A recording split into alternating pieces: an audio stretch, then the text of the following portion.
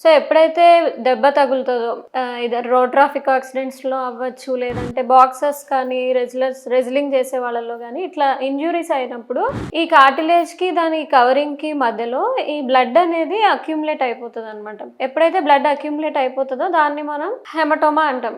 Any place బాడీలో ఎక్కడైనా సరే ఇంజ్యూరీ తర్వాత ఈ బ్లడ్ అనేది క్లాట్ అయిపోతే హెమటోమా అంటాం. సో, ఎప్పుడైతే అది బయట చెవిలో అయితదో దాన్ని ఆరిక్యులర్ హెమటోమా అని అంటాం. ఈవెన్ ఈ ట్రామా లేకున్నా సరే, దెబ్బ తగలకపోయినా సరే కొన్నిసార్లు స్పాంటేనియస్‌గా ఇక్కడ బ్లడ్ వెసల్స్ అనేవి రప్చర్ అవ్వడం వల్ల కూడా ఏం రీజన్ లేకుండానే యూజువల్‌గా పేషెంట్స్ వచ్చి చెప్తారు. సడన్‌గా పడుకున్నాను నైట్, నెక్స్ట్ డే మార్నింగ్ నుంచి ఇట్లా స్వెల్లింగ్ లాగా వచ్చేసింది అని చెప్తారు. ఈ ఇయర్ మీద ప్రెషర్ పడినా సరే, ప్రెషర్ పడిన కండిషన్స్‌లో కూడా maybe spontaneous rupture of blood vessels వల్ల కూడా ఈ హెమటోమా అనేది ఫార్మ్ అవుతదనమాట. ఎలాంటి కంప్లైంట్స్‌తో వస్తారు అంటే సేమ్ ఇదే.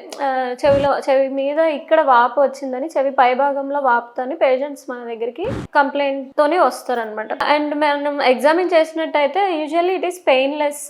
నొప్పి ఏమీ ఉండదు, జస్ట్ స్వెల్లింగ్ ఉంటుంది, ఫ్లక్చువెంట్ స్వెల్లింగ్. ఇట్లా ఒత్తి చూస్తే మనకు తెలిసిపోతుంది లోపల సంథింగ్ ఏదో కలెక్షన్ నిండిపోయింది అని. సో దాన్ని బట్టి మనం అది హెమటోమా అని డయాగ్నోస్ చేయొచ్చు.